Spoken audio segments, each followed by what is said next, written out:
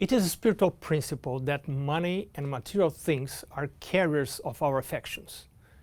Wherever our treasure is, said Jesus, there our heart will also be. As parents, we are not only called by God to prepare our children to succeed in this life, God also calls us to prepare them for eternal life. So the way they use their finances may be an important contributor to help them to attach their hearts to this world or to the world to come. Therefore, providing an appropriate financial education for our children may help them succeed in this life and also be better prepared for eternity. One of the most fundamental teachings that must be conveyed to children in this area is that of dual partnership. God and I, God and they are partners. All we have, all blessings, including money, come from God. As everything comes from Him and belongs to Him, we should not consider ourselves as owners, but just stewards, managers of goods that the Lord has placed in our hands. How do we use money to teach children to experience life in its fullness?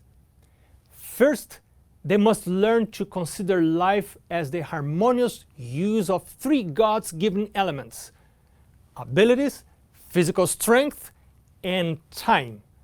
All those three elements come from God and are given to each human being on loan. Without any one of those three, you no longer have life in its fullness, or you don't have life at all. In normal conditions, the productive and balanced use of those three God-given elements, abilities, physical strength, and time, should generate money. Money should be the natural product of a balanced use of those three God-given elements, and therefore God should be seen as the originator of money. Hence, when they spend money, children must learn that they are spending a bit of God's given life. When they save money, they are saving a part of that life provided by God. And when they give money, they are also offering a fragment of that life. And this is one of the reasons why giving is something so meaningful. Our life is in it. Therefore, as money is usually the product of God's given life, we should never waste it. Instead, we should never forget that all that we get in this world comes from Him. We are invited to reverently put God first in our financial life as in all else. When we recognize Him as the author of life and the originator of our money, which comes through the proper use of our, remember, abilities, physical strength, and of time, we and our children will put God first by returning to Him before any other use, our tithe and our regular and systematic offerings, which we call promise. As God's representatives or managers, we will be accountable to Him for the use of the gifts that He has bestowed upon us, money included. With this in mind, watch now what Pavel Goya's father taught to his children in Romania. When asked about his parents, Pavel Goya, the Ministry magazine editor, always has precious memories and teachings to share. Even though his dad was a prosperous construction contractor during the Romanian communist era, the family never had a fancy car, expensive furniture, or a big house. Simplicity was their lifestyle. His father would always say, "If things were better, we would promote God's work. Those are the treasures we have because we don't take anything except souls to heaven. So let's invest in souls." Once, when they were building a church, Pavel's dad came home with $25,000 after putting on a new school roof. When asked about how much they should return to God, the father said, "Give it all." And then his wife replied, let's keep $2,000 for the house, for emergencies." He agreed and said, "Okay, keep 10% and give 90%. Sometimes he would give half, depending on the needs of God's work, not their need. He would always say, "Who gave us the money? Who gave us health? He's going to give us more again. Give it all. Give it to the church." The family heard such statements repeatedly until it was so anchored into their mentality that their children would feel their duty to do the same. Living simply and giving liberally is something from above and should be encouraged even in the early years of a child. It will protect children from many materialistic and consumerist snares. You may give them a small, regular allowance, for instance, and teach them to put God first by returning tithe and promise, regular, systematic, percentage-based offerings before meeting any other expenses. According to Jesus, wherever your children put their money, there their hearts will be also. In the book Child Guidance, page 248, Ellen White says that God has given to every child, not only to adults, a stewardship. But when is the right time to explain this truth to children?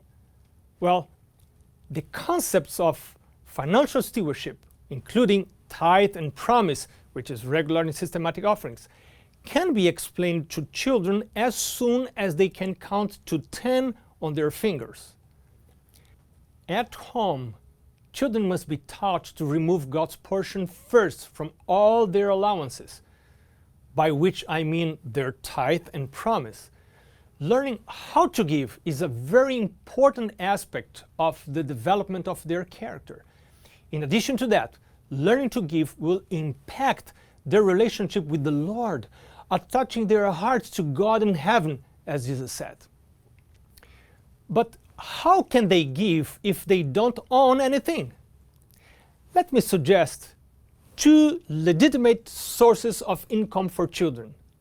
We find those two sources of income mentioned in this Ellen White quotation in Counsels on Stewardship 294.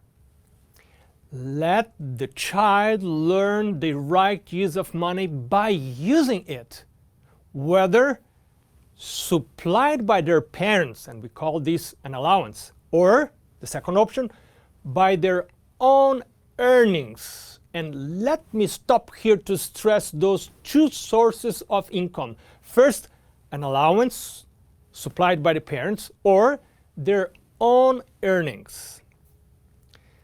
Some may wonder now about how children should use this money that will come to their hands. But the next part of this quotation says, "Let boys and girls learn to select and purchase their own clothing, their books, and other necessities. And by keeping an account of their expenses, they will learn the value and the use of money." How much instruction from the Lord in just one quotation. First, they must have an income, either from an allowance or from their own earnings. Then, following the notions that they and their family are partners, they need to take responsibility for some of their own expenses and maybe even participate in family life goal setting and financial planning. And finally, they must learn how to keep an account of their expenses. To illustrate family goals and to encourage participation, one family cashed in their entire salary and brought the cash home. To the children, the pile of money placed on the kitchen table seemed like a fortune. Then the parents discussed with the children the choices and expenses they had incurred as a family. So much for God's tithe and promise, so much for savings, food, home mortgage, transportation, education, doctor bills, allowances, etc. When they were through, there were only 3 lonely dollar bills left unassigned on the kitchen table. Then the parents went over with their children their assignments and chores as family members. Now, let me list some of the advantages for children of having a regular income, provided either by a small allowance or by their earnings. It may help in financial education. If rightly used, it is also training for adult financial life. It may teach how to save. By paying regular expenses, children will develop a notion of responsibility and planning. It will help them to learn financial organization and budgeting. It may develop sound spending patterns and habits. It may help to teach them how to put God first. It may also be a precious tool to help them learn the correct use of financial events. First to work, then to earn, after that to give, then to save, and only then to spend.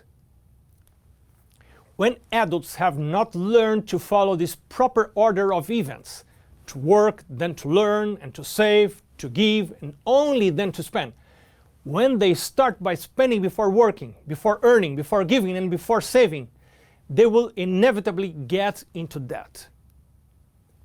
If you, as a parent, will start to implement this program of providing allowances, I would like to suggest to use some important rules that may guide the process.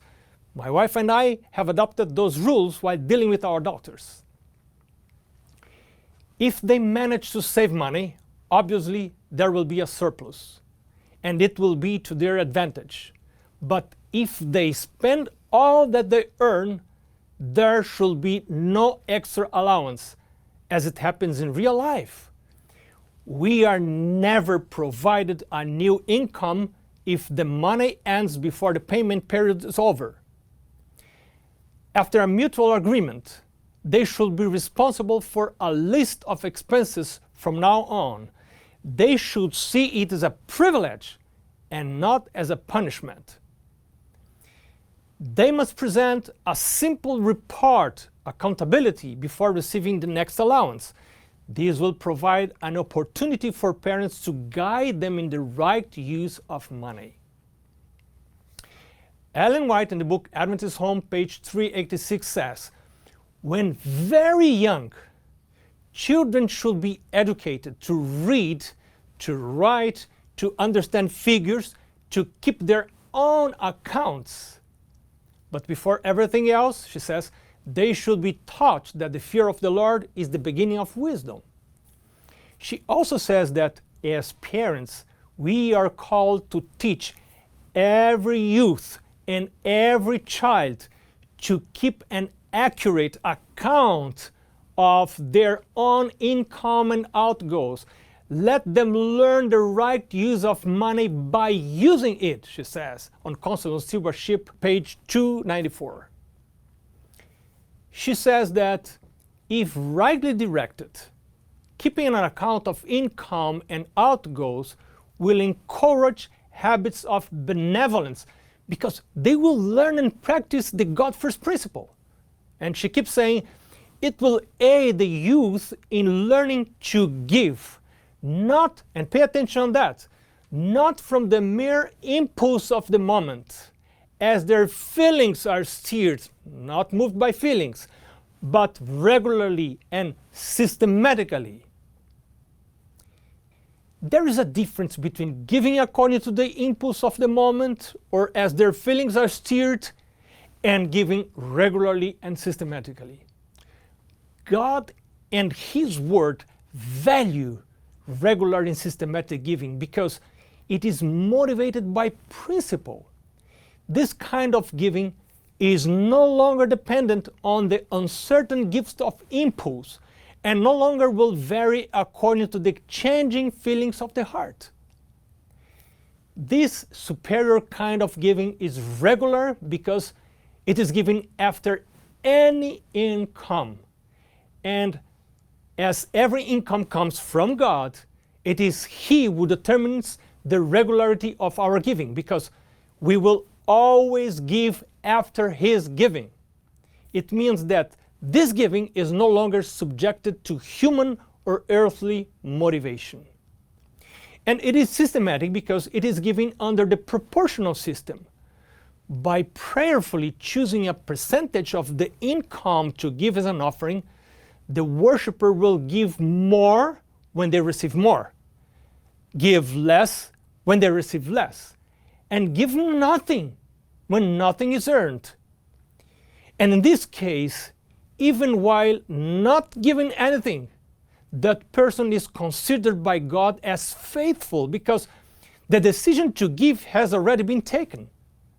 The person and God know that if there will be an income, there will be giving of tithe and promise. But what is the difference between promise and sporadic or occasional free will offerings? There are two main types of offerings. Okay. One is regular systematic offering, which we call promise, and two, sporadic or occasional free will offerings, which can be given for special appeals or projects but only beyond and above promise. I see. So when should I... Hold on, I'm getting there. Now, our most fundamental motivation to give promise, regular and systematic offerings, should never be based on the needs of others, nor on any call made at church, or even on personal feelings or sympathies. You know what I mean? Yeah. Our motivation must always be based on God's initiative to bless us with an income or increase, and be given as first fruits every time God gives us a financial blessing. For He is ever the first to give. So we give when He gives, and after His giving. Exactly. And if you have received nothing from Him, and your income is zero, your tithe and promise will also be zero. And you're considered faithful. On the other hand, if you don't return tithe or give promise every time you have an income, you fail to recognize God as the origin of life and of all blessings. Fair enough. Everything makes sense now. You sure? Yep. Okay. All right. I like this explanation. My returning of tithes and giving of promise offerings should not be controlled by external motivations like appeals, sympathy for good missionary projects or even for missionaries, or even by my feelings that can be so deceiving. Instead, the best motivation is to honor God, giving back to Him as an act of worship every time there is a financial blessing or income. Now, moving forward, analyzing the text that we read before the video on Counsels on Stewardship, page 294, we can see that it is very important for parents to teach figures to their children, to teach them the value and the use of money in a practical way, and to help them distinguish economy from the extremes of niggardliness from one side and prodigality from the other. Ellen White says that rightly directed, this teaching will encourage habits of benevolence, and children will learn to give not by impulse or feelings because they sympathize with a missionary or a missionary project, as we saw before, but they will give regularly and systematically. Now I will share with you what Mari and I did with our daughters. When they were teenagers, one of them came to me and told me that her classmate's father was giving an allowance to his daughter. And with this allowance, that girl was supposed to purchase the school uniform, clothes, sneakers, school books, and personal hygiene supplies. And my daughter looked at me as if she was saying, "Why don't you do the same with me?" At that time, I was the no man at home because our budget was very tight and I could not answer their requests for money positively. Sometimes they will ask to go to a restaurant with their friends, for example, and I would say that we would not have enough money, and it was true. Other times they wanted to purchase new clothes, and I would say no again. When they were overusing toothpaste and the excess toothpaste remained in the sink, I was the one asking them not to use more than what was needed.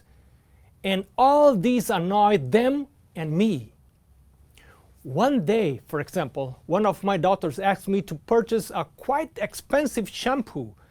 Looking at me as if she was blaming me, she said, "Look at my hair. It doesn't look good. this shampoo we have here at home cannot deal with hair like mine.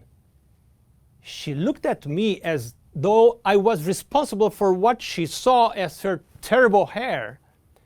But our budget would not allow us to purchase such an expensive shampoo as she was suggesting. So the only answer that came to my mind was what I heard my father saying many times. When you will have your own income, you will be able to purchase whatever you want, which was not exactly what she was expecting to hear. At that time, our country was facing a very difficult economic crisis. Inflation was rampant, and we did not have enough money for savings, which is a very dangerous situation for families. When my daughter told me about her friend that was receiving and using an allowance, it sounded like a possible solution to our problem. So I talked to my wife, and after calculating roughly what we were already spending per month with them, we called them and then started to explain the plan. We told them that we would give them money regularly each month. And when I said that, their eyes started to shine. We explained that it will be roughly the amount we were already spending with them each month, plus a little more so that they will be able to return their tithe and promise. They were not supposed to see that money as coming from us, but from God.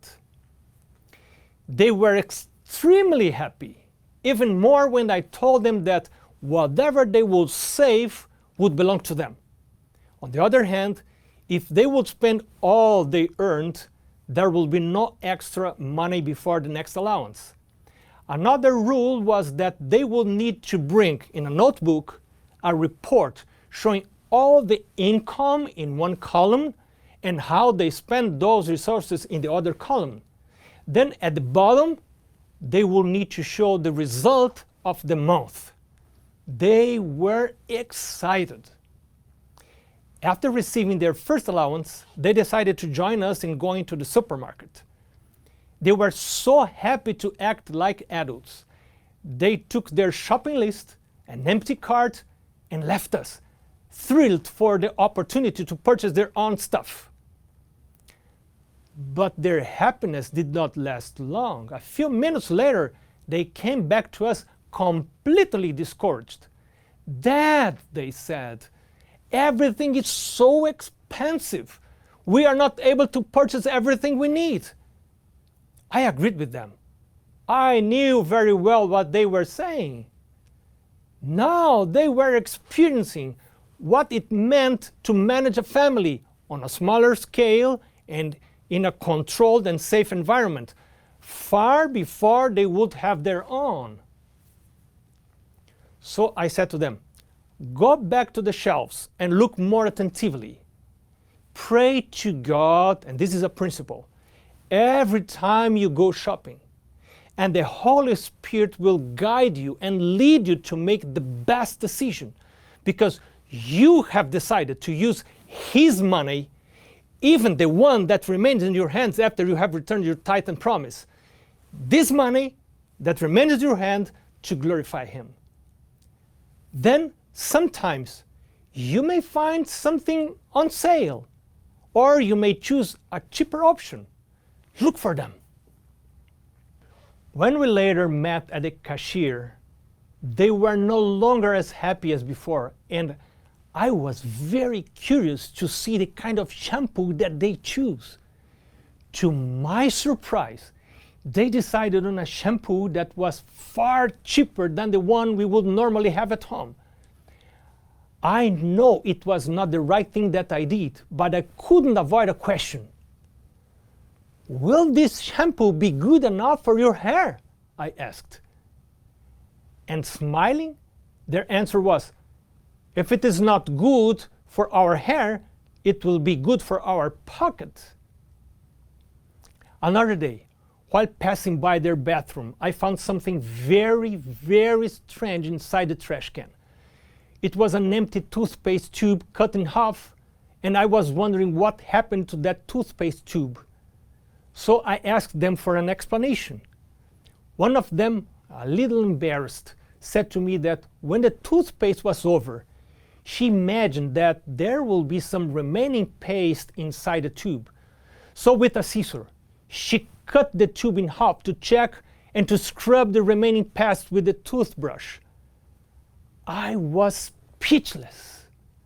I was amazed about how quickly did they learn how to live and how to husband their resources.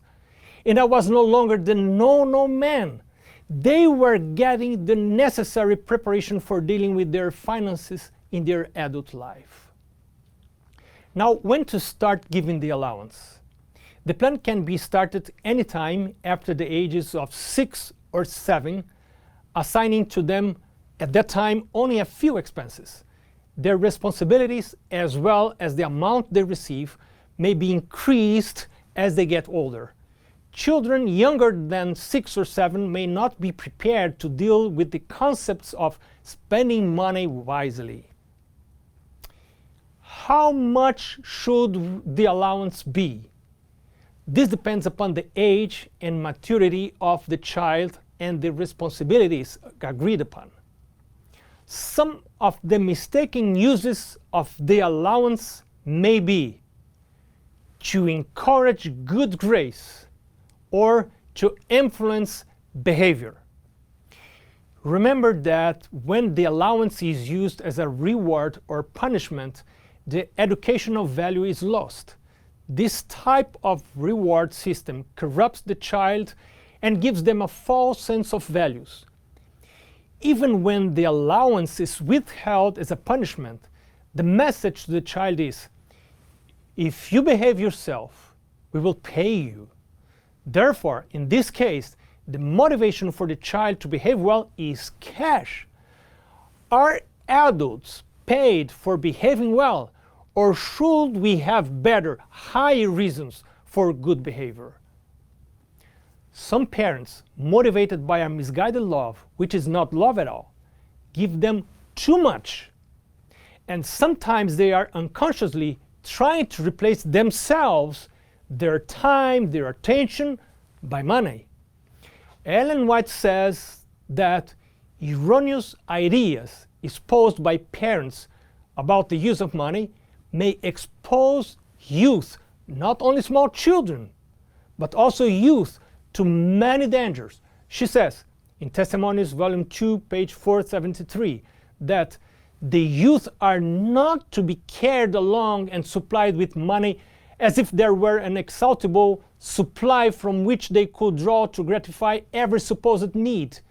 Money is to be regarded as a gift entrusted to us of God to do His work, to build up His kingdom. A very affluent leader of one of my churches in Sao Paulo, Brazil, would pick up his children in the Adventist boarding school on some weekends with his helicopter. But he would require his teenage children to sell evangelistic literature as colporteurs during their vacation, so that they could learn at the same time how to work for God and how to earn their own money. Very wise initiative. One of the boys is now a Seventh-day Adventist pastor. Now, how to use the allowance? It is important to remember that they need to use it to pay for some regular expenses. Otherwise, without purpose, money on their hands may be used by Satan as a curse instead of a blessing. Payment should not be based upon the performance of chores. If they save money, there will be a surplus. But if they lack money, there should be no extra allowance. Allow the child to make their own decisions, but please allow them to experience the consequences of their decisions. Before each new allowance, help them to evaluate their choices based on right principles. Chores should be performed because they are members of the family, not greed for more money. Children may be paid for some additional jobs. older children should be encouraged to increase their income by doing jobs outside the home. Make an annual review of the allowance amount and the expenses they should pay.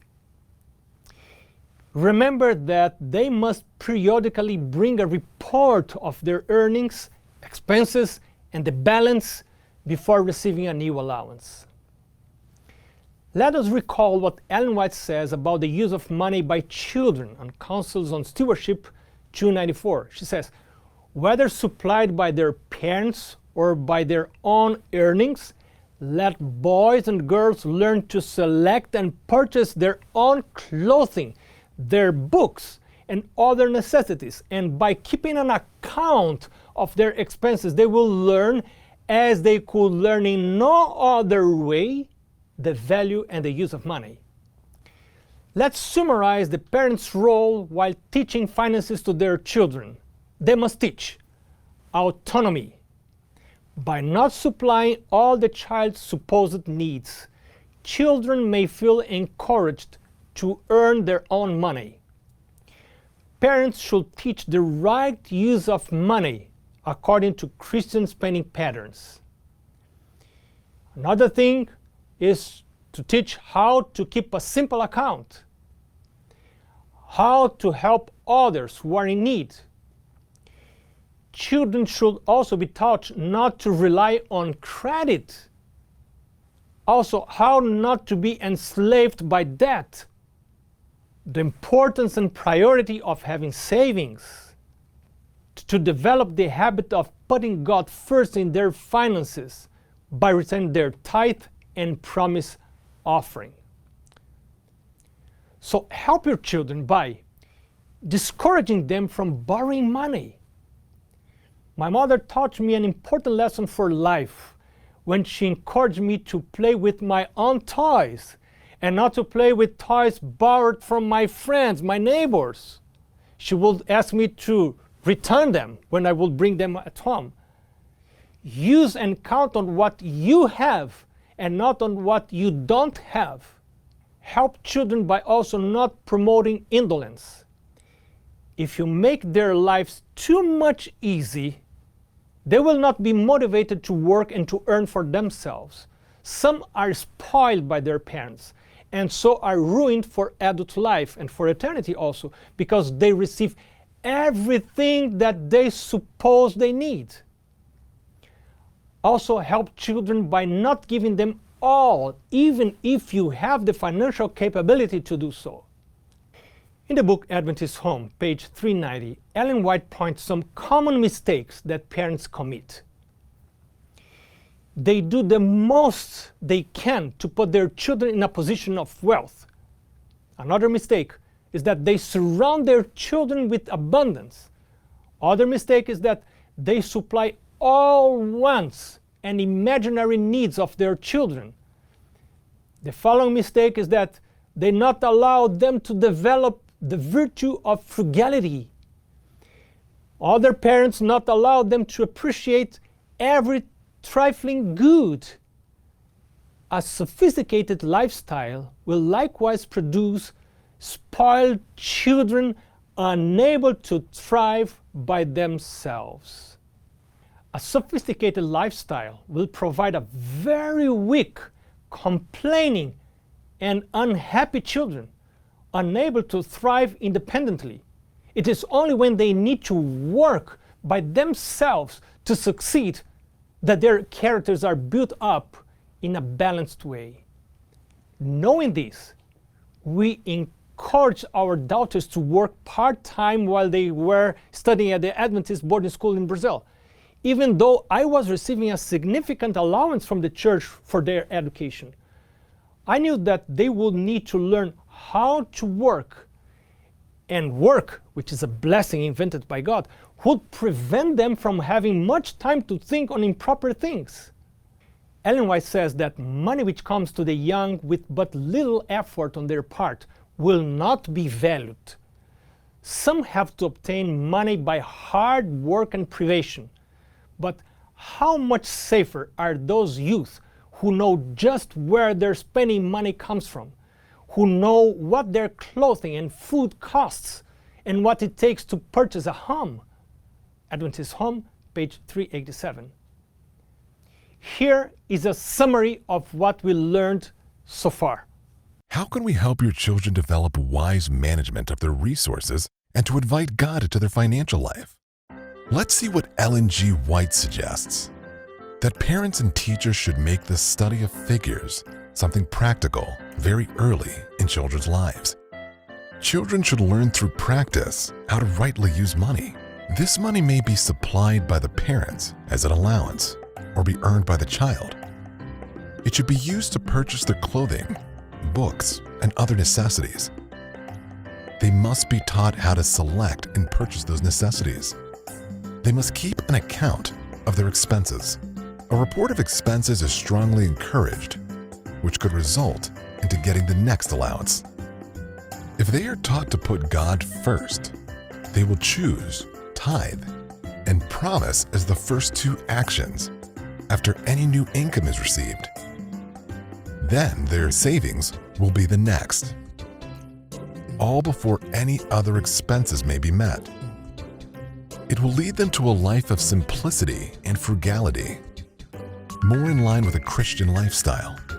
Ellen G. White also says that teaching those lessons at a young age will not only encourage habits of benevolence, but will also teach them how to give, not from the mere impulse of the moment, but regularly, systematically, and will help them to remember who is the source of their income, linking their hearts to the one who is the real provider. By providing an allowance and this kind of education, parents are preparing their children not only to have a more successful life on this earth, but also eternal life. By now, you may have already decided to provide a small allowance to your children so that they may learn to manage their finances while under the protection of their parents. But more than that, by the appropriate use of their allowances, they will learn the very important lesson of putting God first. You will never see young people living God's ways while tithing and giving their promise. May God give us the privilege to see all our children in heaven. God bless you.